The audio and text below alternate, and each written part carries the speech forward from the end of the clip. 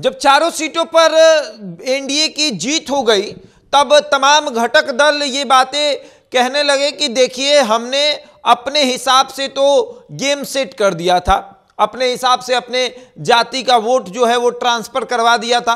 और अब ये दावा पृथ्वी माली भी कर रहे हैं। पृथ्वी माली का भी दावा है कि शाहाबाद के क्षेत्र में हमने भाजपा के स्वागत के लिए, या कहिए कि धमाकेदार एंट्री के लिए, हमने अपने समाज को एकजुट कर दिया था।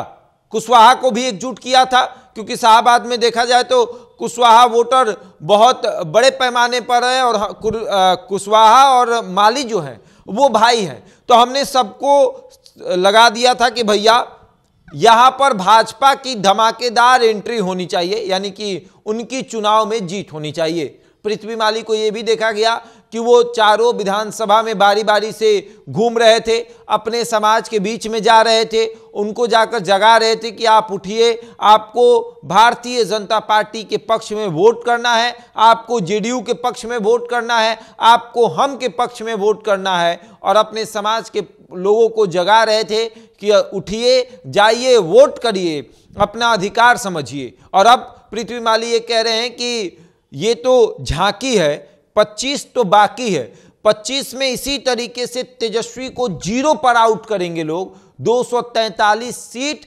हमारे पाले में आएगी। यानी कि जिस तरीके से अभी 4 सीट आई है, उसी तरीके से 2025 में 243 सीट सारी की सारी एनडीए के पक्ष में आने वाली है।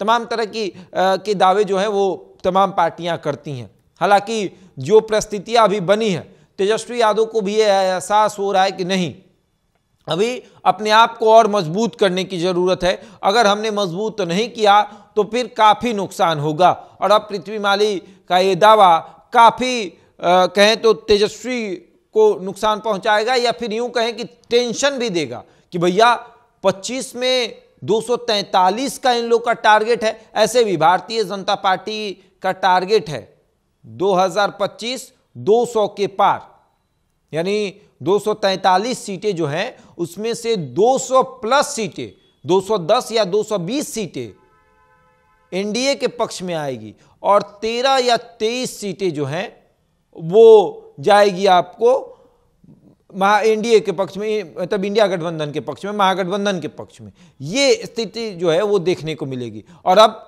एनडीए का तमाम जो घटक दल है वो अपने आप को इस तरीके से मजबूत समझ रहा है कि मानो कि ये 4 सीट तो वो जंग जीत चुका है। अब आने वाला जो युद्ध है वो बहुत मामूली सा है, उसमें कुछ नहीं करना है, ऐसा प्रतीत हो रहा है। और अब पृथ्वी माली भी ये दावा कर रहे हैं कि जिस तरीके से इस उपचुनाव में हमने अपने समाज को एकजुट किया है, 2025 में तो पूरा समाज हमारा एकजुट है और एनडीए के पक्ष में, भाजपा के पक्ष में है।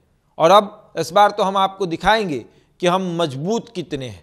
उन्होंने कहा कि सब कुछ होगा, इस बार तो हम भी हैं, उपेंद्र कुशवाहा भी हैं, चिराग पासवान भी हैं, तो अब तो और गठबंधन मजबूत है। और ये गठबंधन इतना आगे चलेगा कि आप समझ भी नहीं पाएंगे। तो क्या वाकई में ऐसा कुछ होगा क्या कि 2025 में ये ऐसा समीकरण बनेगा, माली, कुर्मी, कुशवाहा, ब्राह्मण, राजपूत, भूमिहार, दलित, महादलित, सब का एक ऐसा समीकरण बनेगा कि तेजस्वी यादव का पसीना छूट जाएगा। आगे देखिए क्या होता है। बहरहाल इस खबर में इतना ही, बने रहे हमारे साथ और देखते रहें द इंडिया टॉप।